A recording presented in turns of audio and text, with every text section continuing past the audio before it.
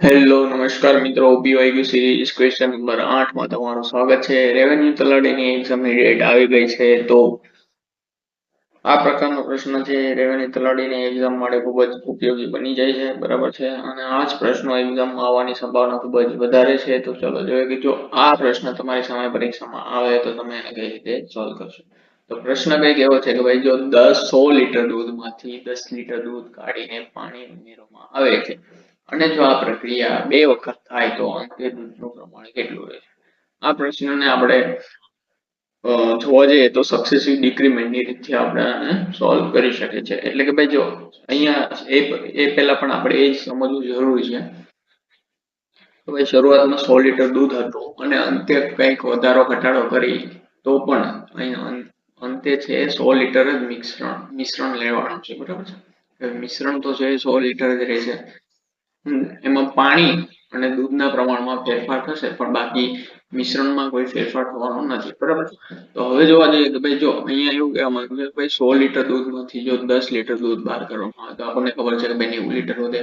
આ પ્રક્રિયા 2 વખત કરવામાં આવે છે, પરંતુ આપણે જો અહીંયા જોવા જઈએ કે ભાઈ જો આ પ્રક્રિયાને આપણે સક્સેસિવ ડિક્રીમેન્ટની રીતે લેવા જઈએ તો ભાઈ આપણે 100 યુનિટને 10 યુનિટ માટે લઈએ તો આપણી પાસે જે દૂધ વધવાનું છે 9 લીટર વધવાનું છે। એવી જ રીતે જો આપણે 2 વખત પ્રક્રિયા કરીએ કે ભાઈ 10/9 તો હવે આપણે અહીંયા જોઈ શકીએ કે ભાઈ જો શરૂઆતમાં 100 લીટર દૂધ હોય તો આ બંને ગુણાકાર કરવાથી સક્સેસિવ ડિક્રીમેન્ટમાં આ પ્રકારનું બંનેનો ગુણાકાર કરવાનો હોય છે। તો 90 90 ને 81 એટલે કે ભાઈ જો શરૂઆતમાં દૂધ છે, દૂધનું પ્રમાણ છે જ્યાં 100 છે આપણને શરૂઆતનું દૂધનું પ્રમાણ બતાવે છે અને આ છે અંતે દૂધનું પ્રમાણ દર્શાવે છે, બરાબર છે। કે ભાઈ જો છેલ્લે આપણને તો આપણો પ્રશ્ન કંઈક આવો છે તો કે ભાઈ અંતે દૂધનું પ્રમાણ કેટલું છે તો અંતે દૂધનું પ્રમાણ આવશે 81 લીટર, બરાબર છે।